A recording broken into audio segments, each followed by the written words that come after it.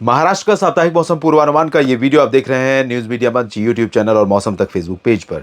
दोस्तों, मैं हूं देवेंद्र त्रिपाठी। आज 25 मई है। 24 मई यानी शनिवार के दिन महाराष्ट्र का साप्ताहिक मौसम पूर्वानुमान करता हूं मैं शनिवार के दिन हर सप्ताह। कल नहीं रिकॉर्ड कर पाया था और अपलोड आज कर रहा हूं। और महाराष्ट्र पर इस समय कई जिलों पर बारिश आफत बनकर बरस रही है। महाराष्ट्र की सीमाओं तक लगभग कह सकते हैं कि मानसून का आगमन भी हो गया है। गोवा की सीमा से बस कुछ ही दूरी रह गई है मानसून की। और इस बीच जो डिप्रेशन बना हुआ था महाराष्ट्र के ऊपर से होकर, दक्षिणी मध्य महाराष्ट्र के ऊपर से होकर सतारा और आसपास के भागों से, रत्नागिरी और आसपास के क्षेत्रों से इस समय कर्नाटक के उत्तरी आंतरिक इलाकों पर है। और ये डिप्रेशन आने वाले समय में बंगाल की खाड़ी पर पहुंचेगा और बंगाल की खाड़ी पर एक नया लो प्रेशर बनने वाला है। उसके प्रभाव से भी मध्य भारत की कई राज्यों पर बरसात होगी। महाराष्ट्र पर भी असर रहेगा। महाराष्ट्र पर भी जो अरब सागर से नमी का फ्लो लगातार बना हुआ है, कई सर्कुलेशन, कई ट्रफ्स हैं, जिसकी वजह से महाराष्ट्र पर मौसम सक्रिय है। और महाराष्ट्र के कई ज़िलों में अति भारी वर्षा हुई है, खासतौर पर कोंकण, गोवा, मध्य महाराष्ट्र के तमाम इलाकों पर और मराठवाड़ा के कुछ भागों पर।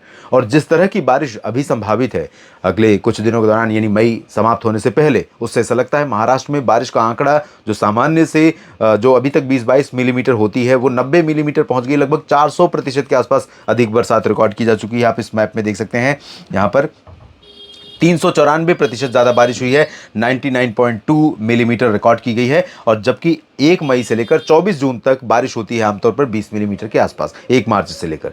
तो ये 3 महीनों की सीजन में इस बार बहुत ज़्यादा बरसात रिकॉर्ड की गई है। अब कैसा मौसम रहेगा इसकी बात करते हैं आइए।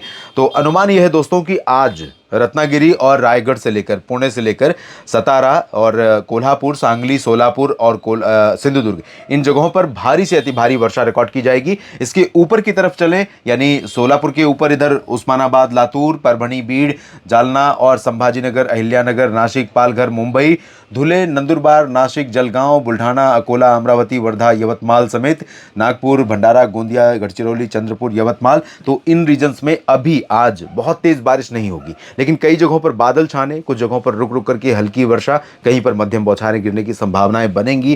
टेम्परेचर कंट्रोल में रहेगा। लेकिन कुछ जगहों पर उत्तरी विदर्भ के रीजन में और उत्तरी मध्य महाराष्ट्र के रीजन में कई जगहों पर कुछ हिस्से ऐसे हो सकते हैं जहां पर तापमान 40 डिग्री से ऊपर हो सकता है और साथ में उमस हो सकती है। तो इसके कारण इन जगहों पर मौसम काफ़ी अनकंफर्टेबल रहेगा। कल बारिश की गतिविधियां, कल से यानी 26 मई से बारिश की गतिविधियां और बढ़नी शुरू होंगी ऊपर की तरफ। तो ठाणे, मुंबई, पालघर, अहिल्यानगर, नाशिक, संभाजीनगर, बुल्ढाना, जलगांव, धुले, नंदुरबार, इन क्षेत्रों में, जालना में भी कई जगहों पर 26 मई को तेज बारिश रिकॉर्ड की जाएगी। 27 मई को आप चलेंगे तो थोड़े से सिस्टम मूव करेंगे इधर और अमरावती, अकोला, वाशिम, हिंगोली, परभणी कवर होंगे, यहाँ पर तेज बारिश होगी। और 28, 29, 30 मई तक इस रीजन में अच्छी बरसात होने की संभावना है। और उस दौरान भी इधर बारिश लगातार रुक रुक करके जारी रहेगी। हालांकि इंटेंसिटी 27 मई के बाद कोंकण, गोवा और मध्य महाराष्ट्र के भागों में थोड़ी सी कम हो जाएगी। कुछ हिस्सों में बढ़ भी सकती है, खासतौर पर उत्तरी और पूर्वी रीजन में, जिसमें अहिल्यानगर, नाशिक और पुणे का पूर्वी हिस्सा हो सकता है, सतारा के कुछ रीजन हो सकते हैं। लेकिन कुछ जगहों पर बारिश की इंटेंसिटी कम हो जाएगी और इधर के क्षेत्रों में ग्रेजुअली क्रमशः 27 मई से बारिश बढ़ती जाएगी और 30 मई तक यहाँ पर अच्छी बरसात होने की विदर्भ में भी संभावना है। तो कुल मिलाकर के इस सप्ताह मानसून के दस्तक देने से पहले, मानसून की उत्तरी सीमा के महाराष्ट्र को छूने से पहले ही महाराष्ट्र में बहुत भारी बारिश कई जगहों पर हो रही है। ये बारिश कई जगहों पर फायदेमंद हो सकती है, कई जगहों पर आपके लिए चुनौतियां पैदा कर सकती है। सामान्य लोगों के लिए भी, खेती किसानी करने वाले किसानों के लिए, चाहे वो बागवानी के किसान हो या फूड ग्रेन क्रॉप जो खाद्यान्न उपजाने वाले किसान हैं उनके लिए। लेकिन इन परिस्थितियों में कैसे अपनी फसलों को मैनेज करना है और कैसे अपना ध्यान रखना है आप बेहतर ढंग से जानते हैं।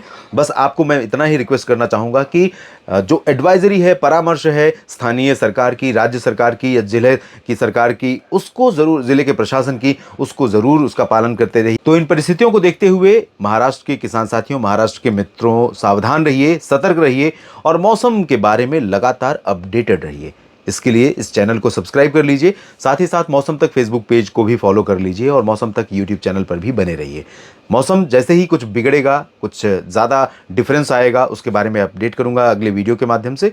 बस आप बने रहिए मेरे साथ, चैनल को सब्सक्राइब जरूर कर लीजिए। जानकारी ठीक लगे तो वीडियो को लाइक और शेयर करिएगा। धन्यवाद, नमस्कार।